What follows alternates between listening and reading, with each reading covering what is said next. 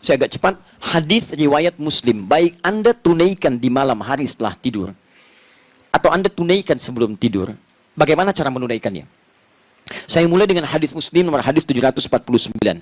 Qala Rasulullah sallallahu alaihi wasallam. Satu kali kata Ibnu Umar radhiyallahu taala anhuma, Rasulullah sallallahu alaihi wasallam pernah bersabda, "Shalatul laili mathna mathna." Kalau Anda ingin tunaikan salat malam, silahkan mulai paling minimal kerjakan 2 rakaat dulu. Kemudian tambah 2 rakaat lagi. Masih sanggup terus 2 rakaat lagi. Bahkan wa idza khasyya ahadakumul fajr. Kalau khawatir fajar akan segera tiba, falyutir raka'atan wahidah, segera tutup dengan witir 1 rakaat. Coba bayangkan begini, Anda sholat dari ba'da isya. Sholatnya 2 rakaat, 2 rakaat, 2 rakaat sampai menjelang fajar. Fajar mau tiba, tutup 1 rakaat. Pertanyaan saya, berapa rakaat sholat Anda tunaikan? Banyak ya? Apa kesimpulannya? Cara memahami hadis ini artinya tidak ada batasan spesifik dalam sholat malam ini. Tapi paling minimal Anda tunaikan 2 rakaat. Tutup dengan 1 rakaat. Ustaz, kok ada peluang 2 rakaat? Jangan bayangkan semua orang tunaikan ba'da isya. Ada orang yang tidur dulu. Subuhnya 3:34, dia bangunnya 3:1/4. Waktu dia harus bagi antara sahur dengan kemudian sholatnya. Ada peluang nggak? Baik, misal dia bisa kerjakan 5 menitnya. Dia bagi-bagi di situ. Dia punya waktu di situ 19 menit. Ya 10 menit dia tunaikan misalnya untuk sholatnya, 2 rakaat tambah witir 1 rakaat. 10 menitnya digunakan misalnya untuk makan sahurnya. Atau 9 menit 10 menitnya. Baik, maka dia punya peluang 2 rakaat kerjakan, kemudian 1 menit tutup, 1 rakaat tutup dengan witirnya. Artinya apa? Kesimpulan umumnya adalah Nabi pertama tidak membatasi jumlah rakaatnya. Jelas ya? Tapi paling minimal berapa? 2. Witir berapa? 1. Jelas? Oke, sekarang muncul pertanyaan, ya Rasulullah, kalau nggak dibatasi begitu, nanti rakaatnya berantakan. Yang 1 paket hemat, 2, witir 1. Yang 1 pertengahan, ada 4, witir 1. Yang lainnya ambil 11, yang lain lebih daripada itu. Adakah baginda Rasulullah SAW mencontohkan pada kami rakaat standar? Sehingga dengan itu jadi standar penunaian salat ini. Maka diriwayatkan dari Sayyidah Aisyah radhiyallahu taala anha, tercantum di Al-Bukhari nomor hadis 2008 sampai 2010. Datanglah 3 orang sahabat bernama Abdullah bin Mas'ud, Hudzaifah al-Yamani dan Ubay bin Ka'ab radhiyallahu taala anhum jami'an. Sa'alu Sayyidah Aisyah radhiyallahu taala anha. Mereka bertanya pada Sayyidah Aisyah radhiyallahu taala anha. Apa pertanyaannya? Kaifa kanat salatu Rasulullah sallallahu alaihi wasallam? Bagaimana salat malamnya Nabi sallallahu alaihi wasallam? Faqalat, beliau berkata, "Ma kana yazidu fi Ramadan wala fi ghairi." Perhatikan cara menerjemahkannya, lihat baik-baik. Selama tinggal dengan saya, ingat ya, selama tinggal dengan saya, maksudnya selama menginap di rumah Sayyidah Aisyah. Istri Nabi Sayyidah Aisyah saja atau ada yang lain, Bu? Ada yang lain ya? Berapa istri Nabi? Baik, lebih daripada 4. Ada Sayyidah Maimunah saat itu, ada Ummu Habibah, ada Sayyidah Zainab radhiyallahu taala anhunna jami'an. Tapi selama menginap di rumah Sayyidah Aisyah, begini cara memahaminya, kata beliau tidak pernah menambah baik di Ramadan atau di luar Ramadan ala 11 raka'atan, dari 11 rakaat. Di beliau sepanjang di rumah Sayyidah Aisyah itu salatnya senantiasa 11 rakaat. Berapa rakaat? 11. 11 rakaat. Apa rumusnya? Yusalli arba'an. Beliau salat 4 rakaat. Thumma yusalli arba'an. Kemudian tambah 4 rakaat. Thumma yusalli thalathan. Kemudian ditutup dengan 3 rakaat.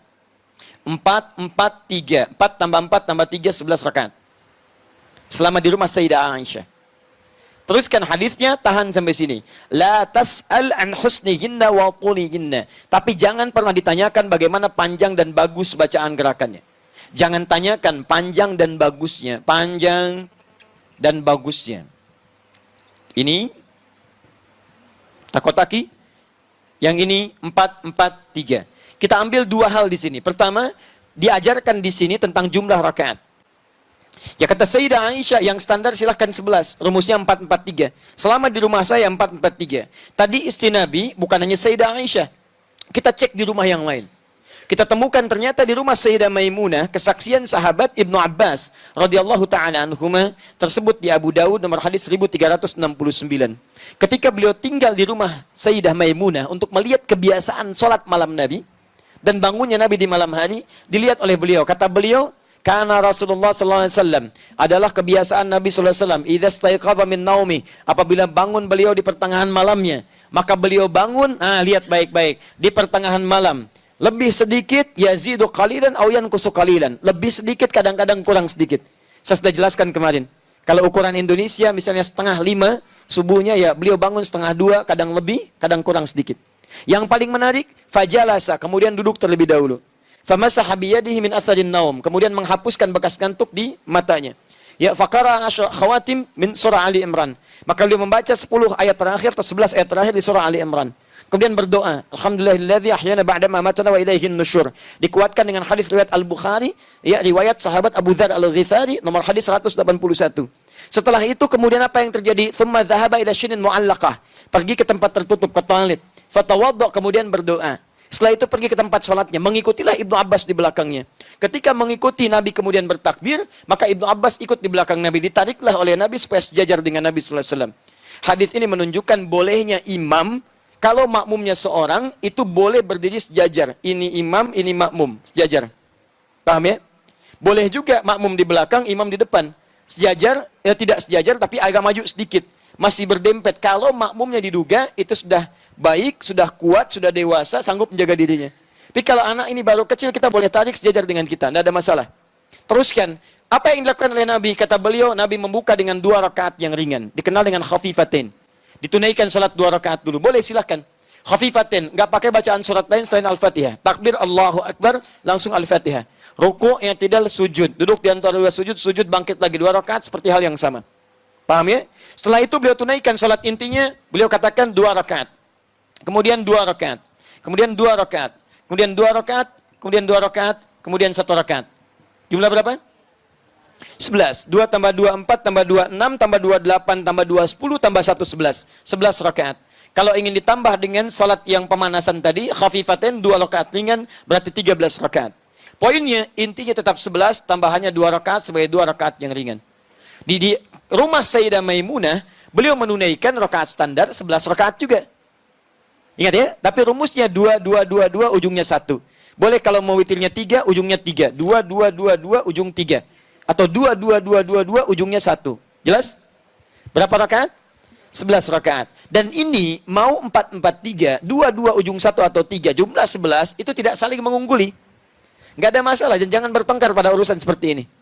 Oh, yang benar itu 11, 4, 4, 3. Formulanya bagus. Kemarin Bayern Munchen ngalahin Hamburg juga 4, 4, 3. Misalnya, sampai jadi juara misalnya. Dan seterusnya. Tapi kan nggak bisa. Bayern Munchen kan dikalahin sama Madrid, rumusnya bukan 4, 4, 3. Itu urusan yang lain. Ya. Nah, kita kembalikan ke sini, teman-teman. Ini boleh, ini boleh. Paham? Baik, sekarang sebentar. Kalau saya pengen 23 rakaat, boleh nggak? 37? 41? Masya Allah. Dari mana taunya? Oke. Nah, baik. Sebelum sampai ke sana, kita pahami dulu pemaknaannya. Lihat sini. 11 ini, lihat rumusnya. Jangan pahami sampai 11 dulu. Tapi jangan dipisahkan dari sinergis yang pertama tadi, lihat keterangannya. Jangan tanya panjang dan bagusnya. Jadi 11 ini tidak boleh dipisahkan dari panjang dan bagus. Diukur kemudian oleh sahabat yang 3 orang tadi, seperti apa panjang bagusnya. Maka dimulailah Hudzaifah al-Yamani radhiyallahu ta'ala anhu salat di belakang Nabi. Begitu salat, betul memang panjang dan bagus. Saking bagus ya kata beliau, ini salat paling enak yang saya rasakan. Kalau baca ayat doa, berdoa, tenang hati saya. Baca ayat surga, pengen cepat ke surga. Baca ayat neraka, takut dengan neraka. Allahu Akbar, enak salatnya. Saking enaknya tak terasa, rakaat pertama 100 ayat Al-Baqarah. Enak. 1 rakaat 100 ayat. Ruku, bangun lagi, sampai bangun teruskan lagi. Itu masuk diceritakan, penasaran, benar enak. Sholat di belakang Nabi, enak betul. Wah, nikmat sholat di belakang Nabi. Diikuti bacaan, karena beliau ahli Quran, ahli qiraat. Di bacaan Nabi itu diikuti supaya nanti saat bacakan ingin serupa dengan bacaan Nabi, indah. Makanya sesekali Nabi sering katakan, Abdullah baca. Ya Nabi, engkau kan yang Nabi. Tidak ada salahnya kan saya mendengar bacaan Anda. Indah. Begitu diikuti sampai 100 ayat Al-Baqarah, dikira akan ruku, ternyata diteruskan. 286 ayat Al-Baqarah sampai selesai. Dikira akan ruku, nyambung ke Ali Imran, 200 ayat. Dikira akan ruku, nyambung ke An-Nisa, 176 ayat. Baru setelah 176 ayat, beliau kemudian ruku di situ. 5 juz 4 halaman, rakaat pertama. Luar biasa, lebih banyak dari yang semula. Dan besoknya tidak pada ikutan lagi. Ya. Kenapa? Bukan karena banyaknya. Bukan karena banyaknya. Karena nanti Imam An-Nawawi dia punya kitab namanya At-Tibyan fi Adab Hamalatil Quran. Anda yang senang dengan edisi bahasa Arab, cari terbitan Darul Kutub Al-Islamiyah, halaman 37. Ya, warnanya merah marun, paling kanan sebelah atas. Ya, paragraf 1 baris 1 sampai 3. Itu disebutkan di situ bagaimana sahabat Nabi sepeninggal Nabi, Utsman bin Affan, kemudian ada Abdurrahman bin Auf, Tamim Ad-Dari radhiyallahu taala anhum jami'an, itu bisa menunaikan salat-salat malam sampai khatam Al-Qur'an. Khatam Al-Qur'an. Itu luar biasa, ya. Nah, tapi poinnya adalah kenapa kemudian mereka tidak mengikuti Nabi lagi? Kata Abdullah bin Mas'ud, saya khawatir sering menduga ini di mana posisi ayat yang mana rukunya Nabi. Supaya saya bisa praktekkan dalam sholat kemudian. Karena saya sering menduga, saya khawatir saya nggak khusyuk, akhirnya berpisah dengan Nabi di kemudian harinya. Tapi prinsipnya dibawa oleh mereka. Ternyata Nabi itu kalau sholat, pertama bacaan ayatnya selalu berusaha panjang.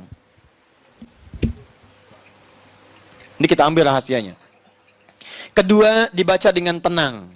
Sehingga ada pengaruh kepada roh, kepada jiwa. Yang ketiga, bahkan selesai sholatnya, itu tidak langsung bangkit, istirahat sejenak. Dalam istirahatnya berdoa, beliau memohon ampunan kepada Allah. Allahumma innaka afuwun tuhibbul afwa fa'fu anni. Ya Allah, aku banyak salah, aku banyak salah, aku banyak salah. Engkau maha pemaaf, engkau maha pengampun. Ampuni aku ya Allah. Maafkan aku. Seorang Nabi maksum dijaga dari kesalahan, masih meminta ampunan dari kesalahan dan mengaku salah. Kita yang bukan Nabi, bukan Rasul, tidak maksum merasakan bebas dari kesalahan. Itu yang fatal. Ini kemudian pasca salat, beliau berdoa dengan tenang, istirahat, berdoa dengan tenang. Tahan, sini tahan. Fokus baik-baik. Lihat sini rahasia pertama. Rahasia pertama dibaca dengan panjang. Maksudnya memperbanyak ayatnya. Bukan sekedar panjang, memperbanyak ayatnya. Rahasia sholat malam, perhatikan rahasianya. Kenapa sampai disebut menyempurnakan puasa Ramadan?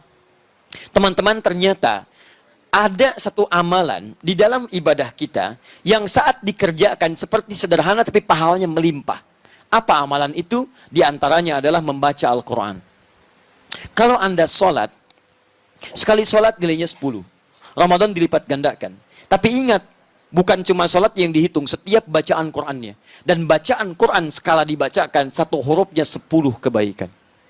Satu hurufnya sama dengan 10. Man qara'a harfan min kitabillahi falahu asyru hasanat. At-Tirmidzi nomor hadis 2910. Siapa yang baca satu huruf dari Al-Quran, dia mendapatkan 10 kebaikan. Masih ingat kalau Ramadan kali berapa?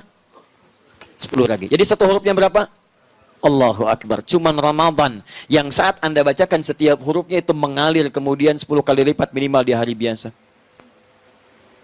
Maka mau malam hari apa lagi yang Anda carikan pahalanya? Kalau Anda kehilangan Ramadan, peluang ini nggak ada. Makanya Nabi mengajarkan pada kita, jangan ributkan masalah rakaatnya. Anda harus maksimalkan, baca yang banyak, karena peluang pahalanya banyak, banyak, banyak, banyak.